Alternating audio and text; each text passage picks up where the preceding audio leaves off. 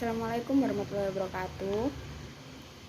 Saya perwakilan dari kelompok 8 ingin menyampaikan hasil diskusi dari kelompok kami mengenai quantitative methods. Perkenalkan, nama saya Ironisa Ines Fitria, NIM 1900041, dan teman saya Nur Afifah Nindi, NIM 198000045, dan Silvia Nanda Pangesti, NIM 198000196. Metode proposal merupakan bab yang menyajikan langkah-langkah penting dalam merancang metode kuantitatif untuk proposal penelitian atau studi, dengan fokus khusus pada survei dan desain eksperimental. Desain ini mencerminkan asumsi filosofis post-positivis. Dalam bab ini, fokusnya adalah pada komponen penting dari bagian metode dalam proposal untuk survei atau studi eksperimental. Selanjutnya, mendefinisikan survei dan eksperimen. Dalam mendefinisikan survei dan eksperimen ada beberapa pertanyaan. Pertanyaan deskriptif, pertanyaan tentang hubungan antara variabel, dan pertanyaan tentang hubungan prediktif antara variabel dari waktu ke waktu. Selanjutnya ada komponen rencana metode studi survei rancangan. Rancangan metode survei mengikuti format standar. Banyak contoh format ini muncul di jurnal ilmiah dan contoh-contoh lainnya. Bagian berikut merinci komponen tipikal dalam mempersiapkan untuk merancang komponen-komponen ini menjadi sebuah proposal. Pertimbangkan pertanyaan-pertanyaan pada daftar periksa yang ditunjukkan pada tabel 8.1 sebagai panduan umum. Dan berikut adalah pertanyaan-pertanyaan untuk merancang rencana studi survei pada tabel 8.1. Selanjutnya ada desain survei. Bagian pertama dari bagian rencana metode survei dapat memperkenalkan pembaca pada tujuan dan alasan dasar penelitian survei. Bagian dengan menjelaskan alasan untuk desain secara khusus, yaitu 1. Mengidentifikasi tujuan penelitian survei. 2. Tunjukkan mengapa metode survei merupakan jenis pendekatan yang disukai untuk penelitian ini. 3. Tunjukkan apakah survei akan bersifat cross-seksional dengan data yang dikumpulkan pada satu titik waktu, atau apakah akan longitudinal dengan data yang dikumpulkan dari waktu ke waktu. Dan yang terakhir, tentukan bentuk pengumpulan data. Selanjutnya, populasi dan sampel. Pada bagian metode, mengikuti jenis desain dengan karakteristik populasi dan prosedur pengambilan sampel. Berikut adalah aspek-aspek penting dari populasi dan sampel untuk dijelaskan dalam rencana penelitian. Ada pertanyaan deskriptif, desain sampel, jenis sampling, sertifikasi, penentuan ukuran sampel, dan analisis data. Selanjutnya ada instrumentasi. Yang pertama ada sebutkan instrumen survei yang digunakan untuk mengumpulkan data. Kedua ada validitas skor menggunakan instrumen. Ketiga ada rehabilitas skor pada instrumen. Keempat ada item sampel.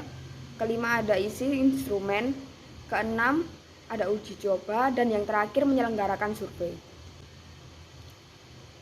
Variabel dalam studi. Dengan menghubungkan variabel, pertanyaan penelitian atau hipotesis, dan item sampel pada instrumen survei, pembaca dapat dengan mudah menentukan bagaimana pengumpulan data terhubung dengan variabel dan pertanyaan atau hipotesis.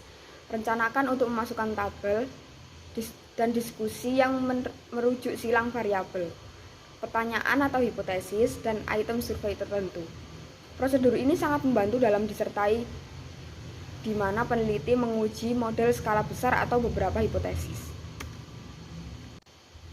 Analisis data. Langkah-langkah dalam menyajikan rencana analisis data sebagai berikut. Pertama, laporkan informasi tentang jumlah peserta dalam sampel yang melakukan dan tidak membalikkan survei. Kedua, diskusikan metode di mana bias respon akan ditentukan. Ketiga, diskusikan rencana untuk memberikan analisis deskriptif data untuk semua variabel independen dan dependen dalam penelitian ini. 4. Sebutkan juga pemeriksaan reliabilitas untuk konsistensi internal skala, yaitu statistik Alpha-Cronbach. Kelima, identifikasi statistik dan program komputer statistik untuk menguji pertanyaan atau hipotesis penelitian inferensial utama dalam studi yang diusulkan. Dan yang terakhir, menyajikan hasil dalam tabel atau gambar dan menginterpretasikan hasil dari uji statistik. Selanjutnya, menafsirkan hasil dan menulis bagian pembahasan. Pertama, dilaporkan bagaimana hasil menjawab pertanyaan penelitian atau hipotesis. Kedua, dua bentuk bukti praktis dari hasil juga harus dilaporkan berdasarkan ukuran efek dan interval kepercayaan. Yang ketiga, langkah terakhir adalah merancang bagian diskusi di mana Anda mendiskusikan implikasi hasil dalam hal bagaimana mereka konsisten dengan menyangkal atau memperluas studi terkait sebelumnya dalam literatur ilmiah. Metodologi. Lokasi penelitian ini adalah sebuah perguruan tinggi seni liberal atau pendaftaran 1000, religius, koedukasional, seni liberal di kota Midwestern dengan populasi 175.000 orang. Penulis mengidentifikasi lokasi penelitian dan populasi. Komponen rencana metode studi eksperimental. Sebuah rencana metode eksperimen mengikuti bentuk standar A. Peserta dan desain, B. Prosedur, C. Tindakan. Ketiga bagian berurutan ini umumnya sudah cukup, atau seringkali dalam studi dengan beberapa ukuran. Bagian prosedur dan ukuran digabungkan menjadi satu bagian prosedur. Peserta. Pembaca perlu mengetahui tentang pemilihan, penugasan, dan jumlah peserta yang akan mengikuti eksperimen. Selanjutnya, variabel. Variabel perlu ditentukan dalam pernyataan desain formal dan dijelaskan secara rinci di bagian prosedur rencana metode eksperimental. Instrumentasi dan bahan. Sama seperti dalam rencana metode survei, rencana studi eksperimental yang baik memerlukan diskusi menyeluruh tentang instrumen yang digunakan, pengembangannya, itemnya, skalanya, dan laporan reliabilitas dan validitas skor pada penggunaan sebelumnya. Namun, rencana studi eksperimental juga menjelaskan secara rinci pendekatan untuk memanipulasi variabel independen yang diminati. Selanjutnya ada prosedur eksperimental prosedur. Desain eksperimen khusus juga perlu diidentifikasi. Diskusi ini melibatkan indikasi jenis eksperimen secara keseluruhan, mengutip alasan desain, dan memajukan model visual untuk membantu pembaca memahami prosedur. Studi kasus pemotretan. Desain ini melibatkan pemaparan suatu kelompok terhadap pengobatan yang diikuti dengan pengukuran grup AX ke O. One group pretest, post-test, design. Ini mencakup pengukuran pretest diikuti dengan perlakuan dan post-test. Untuk satu kelompok, grup A, O1 ke X ke O2. Static group komparasioner post-test, only with non-equivalent group. Eksperimen menggunakan desain ini setelah menerapkan perlakuan. Setelah perlakuan, peneliti memilih kelompok pembanding dan memberikan post-test untuk kedua kelompok eksperimen dan kelompok pembanding. Grup AX ke O, grup B ke O. Perlakuan alternatif post-test only with non-equivalent group design. Ini menggunakan prosedur yang sama dengan static group comparison, dengan pengecualian bahwa kelompok pembanding non-equivalent menerima perlakuan yang berbeda. Grup AX1 ke O, grup BX2 ke O. Desain kelompok kontrol yang tidak setara atau pretest dan post-test. Dalam desain ini, pendekatan populer untuk eksperimen semu. Kelompok eksperimen A dan kelompok kontrol B dipilih tanpa penugasan acak. Kedua kelompok mengikuti pretest dan post-test. Hanya kelompok eksperimen yang menerima perlakuan. Contohnya, grup AO ke X, X ke O, grup BO ke X. Single Group Interpreted Time Series Design. Dalam desain ini, penelitian mencatat langkah-langkah untuk satu kelompok baik sebelum dan sesudah pengobatan. Desain deret waktu interinstruksi, Group Control Design. Desain ini merupakan modifikasi dari desain deret waktu terinstruksi grup tunggal, di mana dua kelompok peserta tidak secara acak ditugaskan, diamati dari waktu ke waktu. Sebuah pengobatan diberikan hanya untuk salah satu kelompok, yaitu contoh grup A. Pre-test, post-test control, grup desain tradisional atau klasik. Prosedur ini melibatkan penugasan acak beserta kedua kelompok.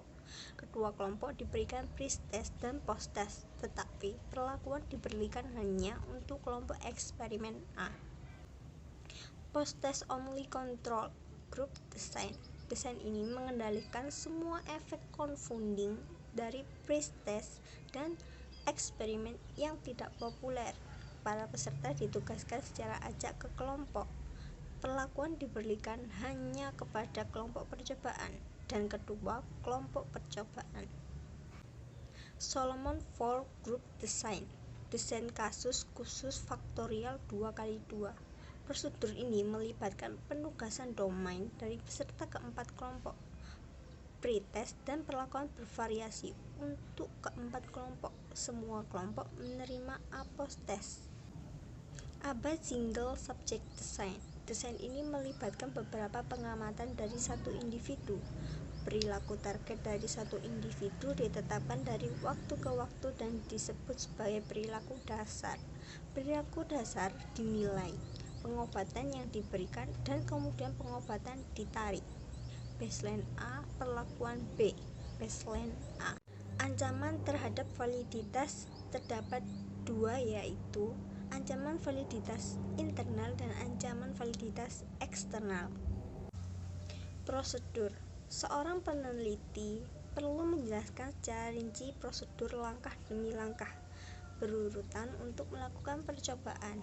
Seseorang pembaca harus dapat memahami dengan jelas cerita sampul, desain yang digunakan, variabel yang dimanipulasi dan variabel hasil, dan garis waktu kegiatan.